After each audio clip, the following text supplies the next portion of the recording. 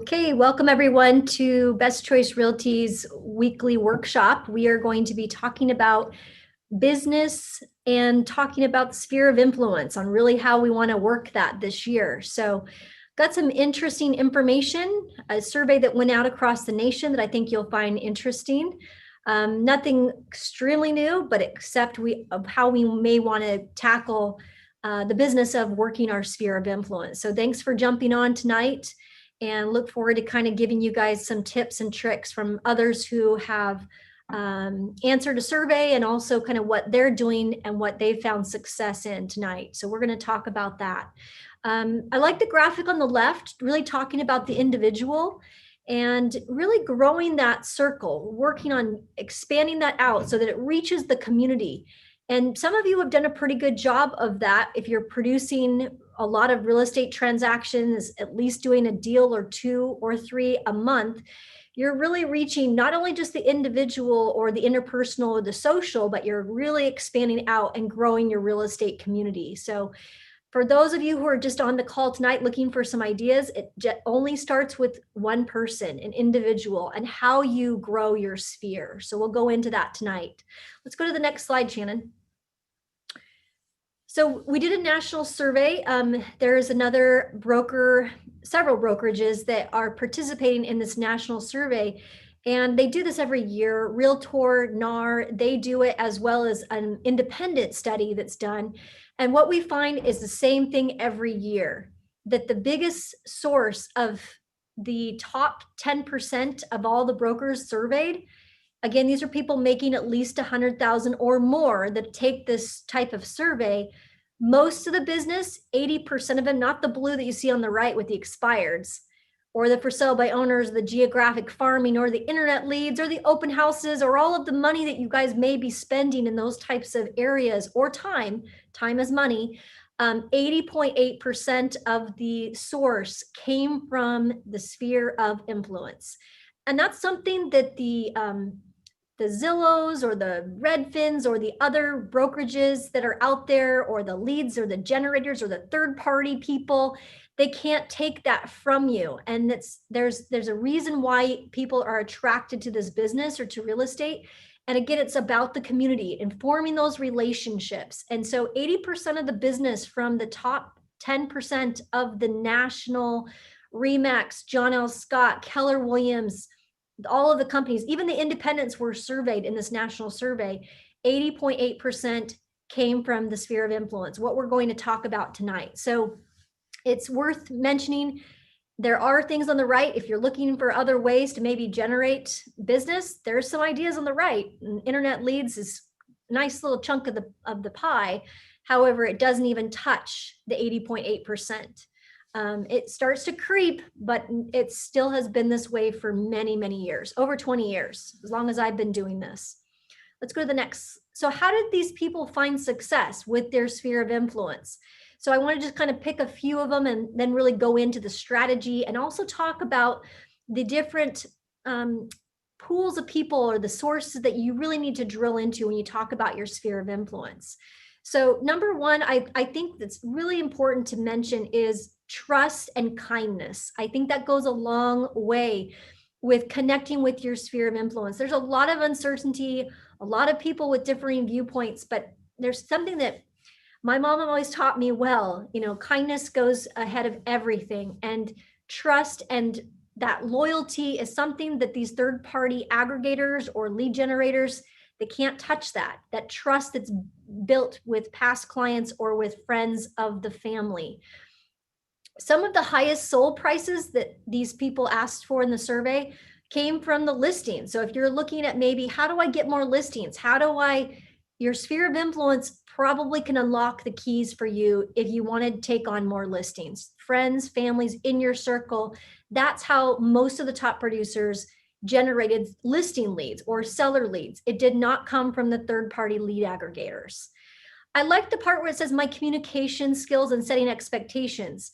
If you get good at communicating with other people and understanding how they think and how they make decisions, and setting expectations of how you're going to work, that also many top producers have found success in the past year. I like also the presentation skills and the honesty and supportive. All of that are key things and key takeaways that if I was to survey all of you, the 375 or 385 brokers that we have currently work for Best Choice Realty, they would say that it really is their presentation skills and keeping in touch with their clients, keeping in touch with people that they know that are very happy with the service that we provide at Best Choice Realty. So again, all of these things are what came up loud and clear in the survey. If you want to take note of a few things and maybe put that, I would like maybe put a Post-it note or something on your desk, maybe something that resonates with you that you want to find success. If you put yourself in that position and you really do some affirmations in the morning or before you start prospecting for business, I think it goes a long way. There's something to be said about negative energy and letting that negative energy enter your business, and it sometimes can creep in without you even realizing it. The way to reset that is to find successful things that you do. So for me, my affirmation would be, I follow up and I have extreme knowledge that my clients appreciate. That would be an affirmation. I am a kind person. Those are affirmations. They're positive things that you find success or others have found success that you rehearse every day, really, before you start prospecting or connecting with your sphere of influence. You start to kind of get in a negative frame of mind sometimes if you start this process with kind of adult thinking. Unfortunately, adults think about 10 things they would do ahead of something that they really should do that would build success or help them in their real estate business. Let's go to the next slide, Shannon. Let's go through some of the sources of business when it comes to your sphere. So group 1, I won't go into group 4 and 5. That's a lot of you spend too much time on group 4 and 5 when really you should be spending group 1 is your relationships. People you have had real estate conversations with in the past 12 months. So probably you have to think back, who have you spoken with about real estate even right before COVID? Who are those people? If you are new to the business, don't let that be one of those negative things that creep into your business. These are people that had maybe said, Rochelle, you just got into the business. I want to work with you when you get your real estate license, or tell me more about the marketplace. I've heard it's so busy. If you have clients or people, it doesn't have to be somebody that's in your sphere. You can quickly put them into your sphere if you focus on building a relationship with that individual. So the question really is, who are those people? Those people are people that you have a relationship with, their name, you have their phone number, you have some sort of contact, and then you want to enhance that relationship. You want to ask them more about their family. How are they dealing with the shutdown? I spent a long time, about an hour and a half, with one of my past relationships. I did exactly what I'm talking with you guys about today, is focusing on my group 1. And I went back and I thought, who did I speak with? Who did I do a listing presentation with? Maybe I didn't get the listing. Go back to those people and have a conversation and see if you can build on that relationship a bit more. So you do a lot of question asking and listening to how they're feeling. How are they dealing with, in my case, I knew that they had 2 kids. How are they doing with the online learning? I found out that she's a nurse and she does online, or she's doing homeschooling with them. How is that going? What type of studying are you using? What kind of curriculum? Again, those types of things build more trust. I obviously didn't get the listing because we went into shutdown, but she does have interest in putting the home on the market sometime this year. And so we've been texting and building more trust and rapport. She's sending me pictures last weekend of the kitchen remodel that they've done. Again, we're just talking about, what did they do? How is their family doing? What's their occupation? How has that been impacted with COVID? What do they like to do on their spare time? Talking about what their dreams and their goals. And only once you start to really form that relationship should you even be talking about real estate. That is how it's done, and that's how it's done well. Now, certainly you can get a one and done where you go out and you list their home, and that's great. But most of the business that you work on your sphere of influence, it's highly successful when you go about it in the right way, when you really look at your relationships.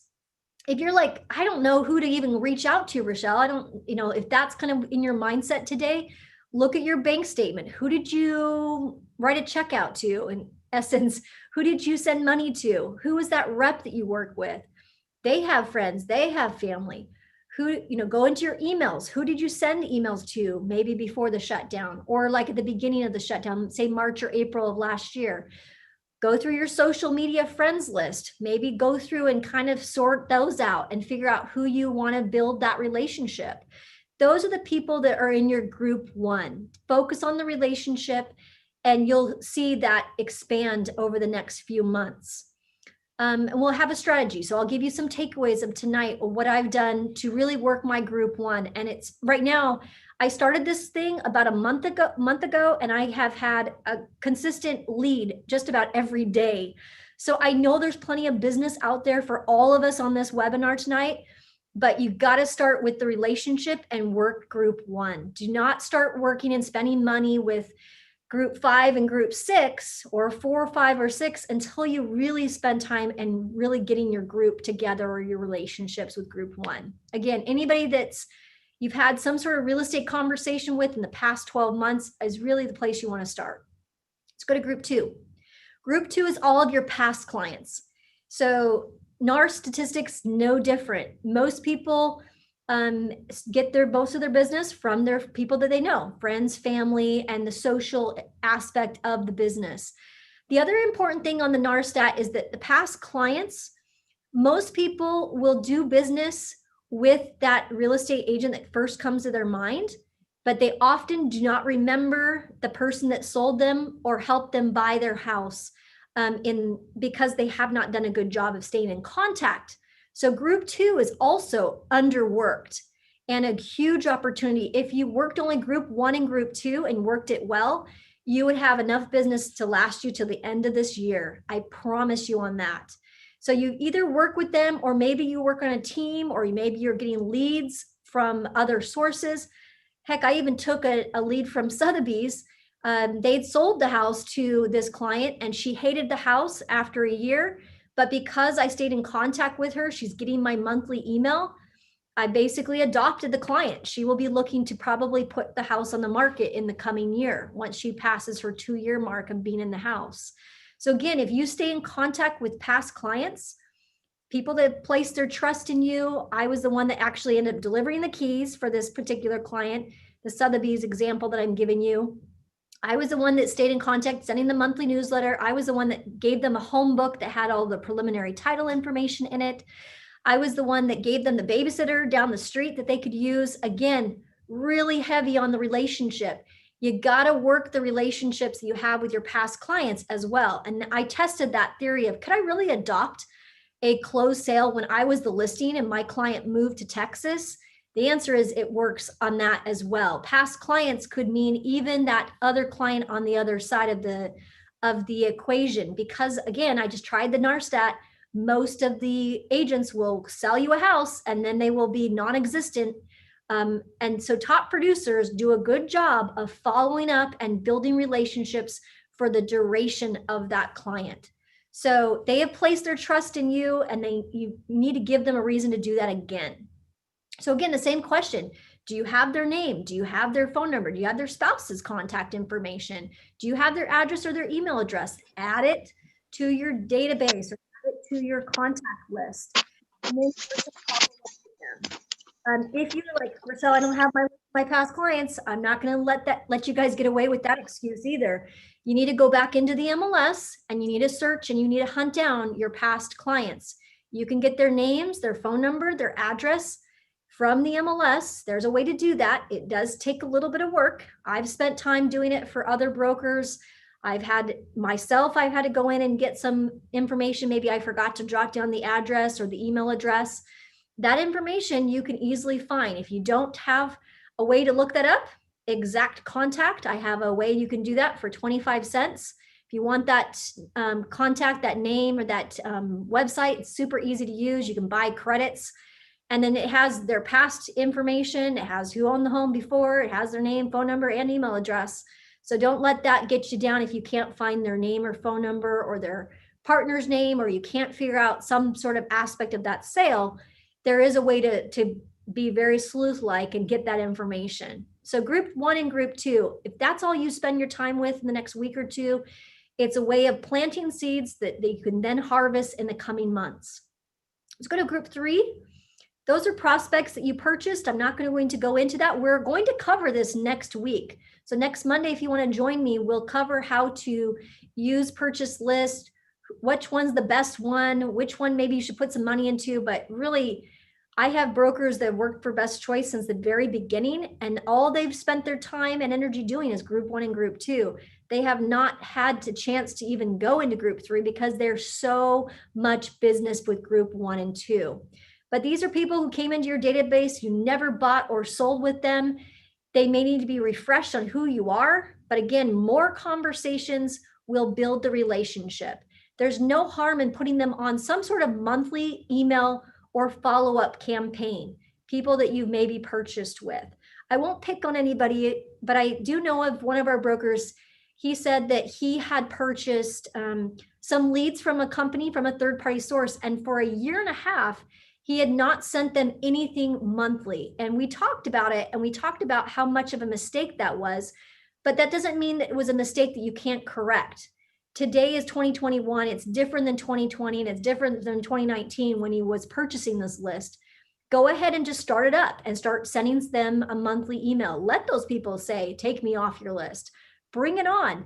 What you'll find is with the law of numbers, and the more people you have in your prospect or your purchase list, there will be a percentage of them that will be buying or selling this year. And you want to get ahead of that, but they don't know you're in business or they don't know who you are. So you do need to set them up on some sort of monthly campaign. Email is the least expensive way to do that on group 3.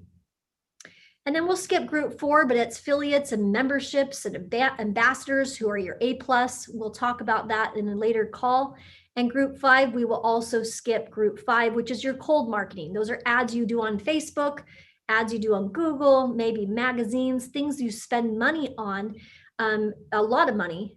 Most people spend a lot of money in group 5. When I really break down their business plan, they spend a ton of money in group 5 when all they need to do is really go work group 1 and group 2, and they would have high success on turning that around. Let's go to the actual takeaways for tonight. Got time. So many of you say, Rochelle, you come up with objections. Like one of the ones is, I'm not wanting to sound too salesy. I don't want to sound like I am, you don't have to sound that way. It can be a very uncomfortable, like in the example I gave you with one of our Best Choice agents, when he has not made contact with his cold list. Again, these are purchased leads that he purchased about a year and a half ago. It can be uncomfortable to make prospecting phone calls to that list when you haven't had a conversation in over a year and a half. However, you have to start somewhere, and there are ways to not sound salesy, and we'll come up with that strategy tonight so that you could execute on something right away, something that's proven. Certainly is proven because my phone's blowing up right now, and I just started this a month ago. The other objection that I hear a lot of you say is we have not done a good job of communicating, like stating like a follow-up plan. And I would say to that, if you have not taken advantage of a CRM, you need to get on that and set up a reminder system that will help you stay focused and help you remind you when you need to make that next phone call, or when you need to have that next step, or send that automatic email for you. There are plenty of technology tools out there that you can purchase, but sometimes it just comes down to you actually taking the next step, putting them into a system, targeting or tagging the individual list that you're working, and then starting small and growing it from there. But spend the time. If you were to ask me, where would my next listing or where would my next buyer come? It's going to be coming from group 1 or group 2 for sure. You need to do something immediately. So I hear a lot of people saying, I just don't have time. You do have the time. You need to prioritize the time and work the biggest return on your investment, which is your sphere. Like I can go back to this first slide, which said roughly 81% of people making 100,000 or more in real estate after expenses, that's where their business came from. It did not come from the Zillow leads. It did not come from the home snap. I know they send you those emails all the time trying to get you to buy advertising. A lot of that is just a lot of fluff, and you need to get back to the foundational part of real estate, which is the relationship. Let's go to the next slide. So I have a letter that I sent out. You can copy it, you can change it, be my guest, but I just wanted to send out an email that, and again, it works for emails. I've done letters as well, where I hand address the letter. I take the time. I either have my daughter, she's really good at she's good handwriting. Her handwriting's honestly better than my handwriting, but I've hand addressed letters, and I have sent this out by email, and I get pretty good responses from both. And it also just sets the stage because, a lot of times I've got off track as well. And so I would send this out to maybe a group of people that I have not made contact with in maybe a year, maybe 6 months, maybe before the Corona. This letter works wonders. So it says, just the other day, I reflected on my business from 2020. And this is a great one to send out like this year, this month or next month. And have concluded that the most important asset I have is the relationships that I've developed in my personal and professional life. You could add a little more human element to that if you guys choose to do that. I must confess that I have not been as proactive at really communicating with you, and that is the point that I want to take the appropriate steps to communicate with you more frequently this year. And you could say, I want to, this is my goal, is to communicate with you more frequently by email, or communicate with you more frequently with text, or whatever that may be. In this particular instance, I wanted to get, in essence, their permission to send them out my monthly newsletter. So you can, again, adjust that sentence that's in the first paragraph.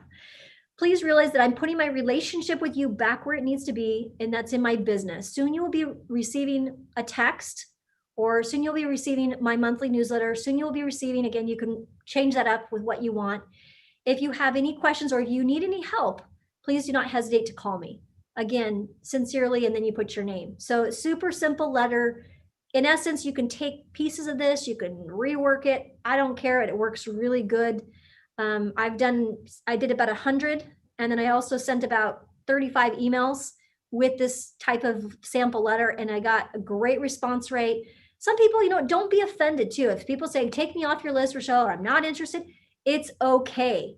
I think as real estate brokers, we take things too seriously, and you gotta let it go.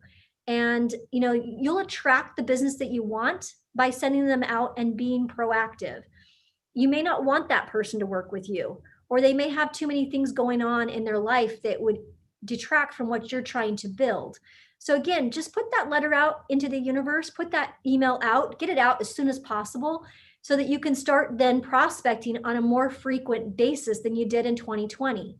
And people get it. They're human just like you. They're going through similar things that you're going through.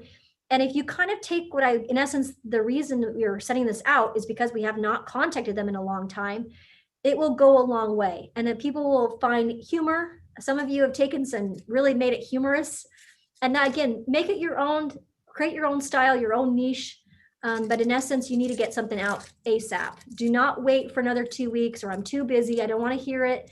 You got to get something out, because your competitors are very active right now. They're going after that business.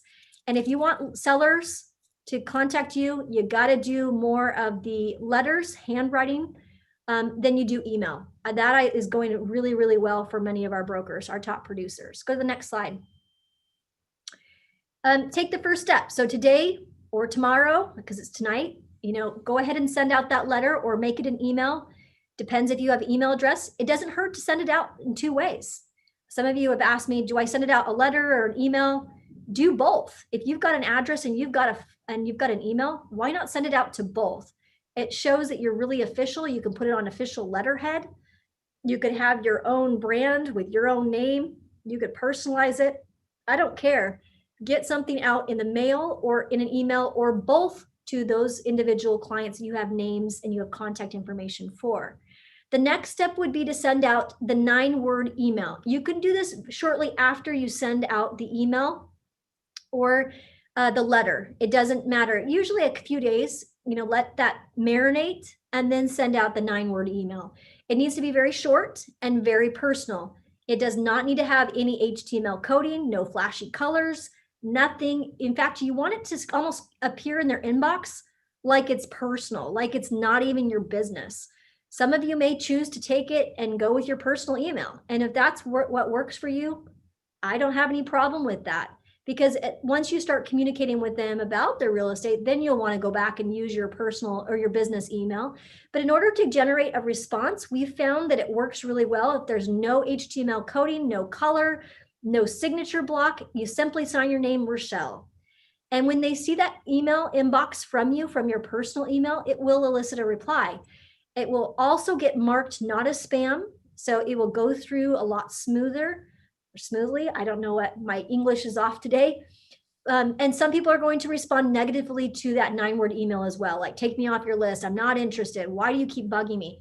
It's okay. I have thousands of people in my database, and I will always get people. I have haters. I have hate email that comes in, and it's okay. You can't win all the clients, but you certainly can do more proactive, more personal touches than you have last year. They need it. They want to hear from you. So the majority of people will actually like what you're doing. You put their name in the subject line. That's it. So if I was doing Candace Frazier, I would just put the subject line Candace Frazier, and then it's the 9 words, so it makes it very short in the email. Are you still interested in buying a home in Tacoma, Washington? Or are you don't use all 3, you just use 1. So you just put, are you still interested, depending on what, interested in selling a home in Tacoma, Washington? Or maybe I'm working from an investor list, from that kind of, that's my database. Instead of using, are you still interested in buying a home, or are you still interested in selling a home? I would say, are you looking to invest in real estate in 2020, 2021? Okay, that's what you would put in that 9-word email. So you just use 9 words. One of those 3 works great. I've used all 3. Well, I get great responses from it. And then the week after, you want to send out a text message. Hi, Candace, following up on from my contact from last week's. Are you still interested? Question mark. So you kind of copy the 9-word, the text. A lot of people, they get so many emails that they actually don't see your email. And so by doing a text message that following week, they may have received your mail, or they may have remembered, oh, that's right, I did see an email from Rochelle and I didn't respond. They almost have this level of guilt when they text you back. So a week after, send that text message. And then a week after that, you can send a slide broadcast. Slide broadcast is a company that I've used. It will drop a voicemail on their phone and they don't even realize it's happening. Most of the cell phones will work.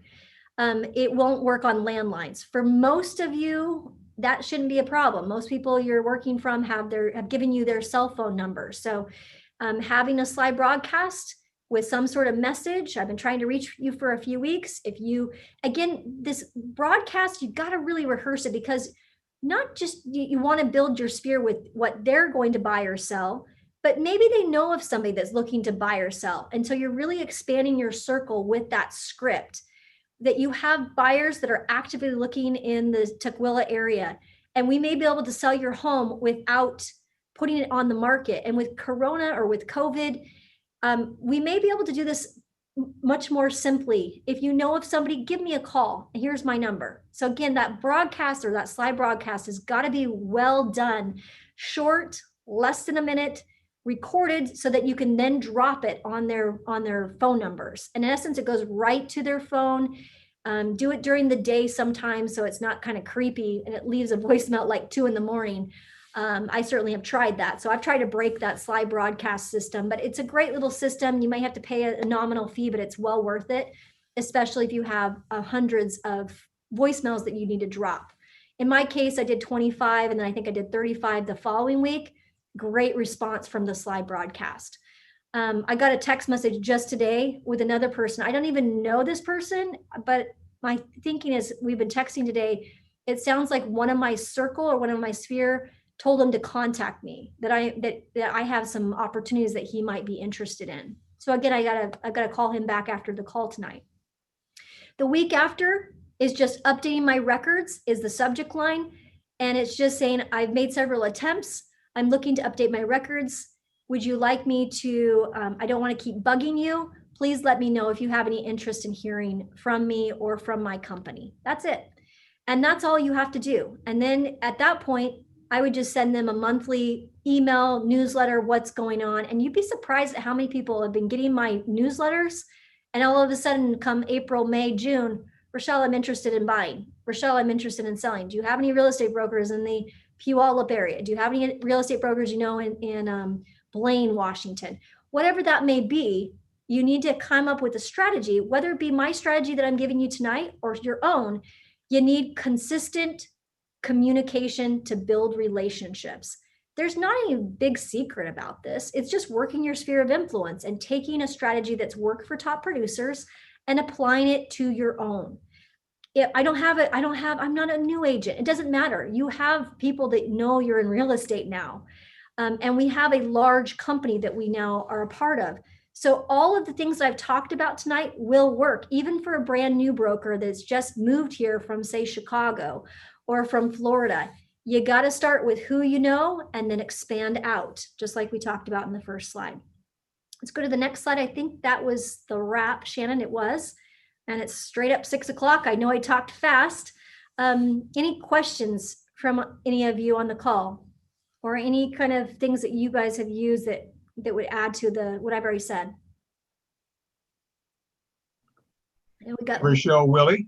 Yeah, go ahead, Willie. Hey, that slide broadcast, just what is that again? Slide broadcast is a kind of a sleuth way of leaving a voicemail, Willie. So you could basically, and you can do it, their free version works too. I think it's Slide Dial. So there's Slide Broadcast and Slide Dial, SLYDIAL. If you want to try it, you basically can leave a voicemail. It has to be a cell phone user, but you can leave a voicemail and it's pre-recorded. So it drops. So it looks like from the end user, if I got a slide broadcast or a slide dial from Willie Milden today, I'm like, wow, I missed a call from Willie. That's weird. And it goes right into my inbox or my voicemail box. So it's like I get to hear your voice, Willie. That's what I like about it. Yeah. And so is it like slidebroadcast.com? You go there and slidebroadcast.com or slidedial.com. Both those companies I think are owned by the same entity. Slide Dial, you can just one and done. You call like a 1-800 number and then it works you through the prompt. So it might take you longer to do the free version. If you got I'd say a list of 50, 60 more, you probably want to just pay for their basic slide broadcast and then, do your drop and then, cancel out of it. So there is a way to kind of maneuver your way through both of those companies. I've used both companies and both are great for different purposes. All right, thank you. Mm-hmm. Any other questions? The other one is Exact Dial. That was the other one I mentioned. Anything else?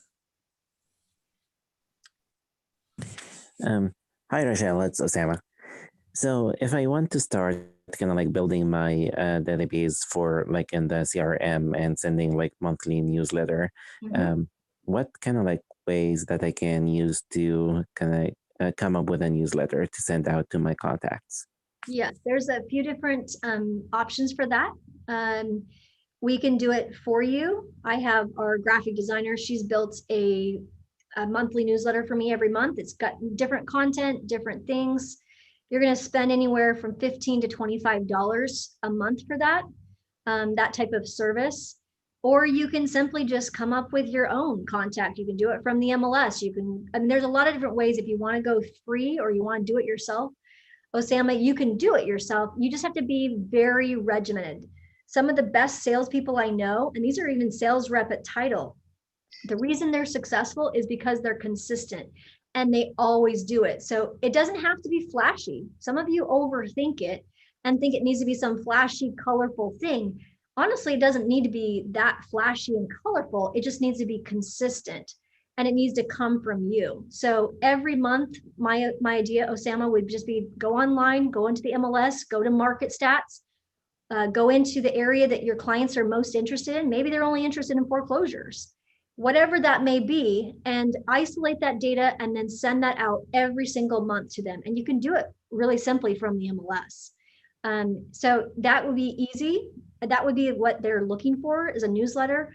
They also make it's a link that's colorful from the MLS. If you go to their market stats, and they do it every month. So about the same time that the MLS sends out the kind of what's going on in the marketplace, they also create an infographic that you could basically position, send that out to your sphere and put your own little personal note on it. And that's as good as a newsletter as I would have. I'd pay $15, $25 for every month to have a graphic designer build. So there's many ways to do it. The biggest takeaway though, Osama, is just be consistent, put the date on your calendar, and never let that date pass without you sending that newsletter or that email out to everyone, letting them know about the market statistics. That's the biggest thing, is how much inventory do we have? What's currently on the market? That's what consumers are wanting to know. What's the average purchase price? But they're wanting to know it's coming from you or somebody that they trust. And so by you sending it out from your email with maybe a short little note or two to start out, that actually gets the best response. Thank you. You bet. And if you want to talk to Lori, you just need to send her an email, lori@bestchoicerealtywa.com, and she can build out a very pretty design. She's got several people already at Best Choice paying for that service. And it's very nicely done. It's connected with your website and all of that too. So if you want flashy, we can give you flashy, or you can go DIY and accomplish the same thing. Okay. And the website that you mentioned earlier for getting like the phone numbers and email, is that like a skip tracing service? It is, yeah.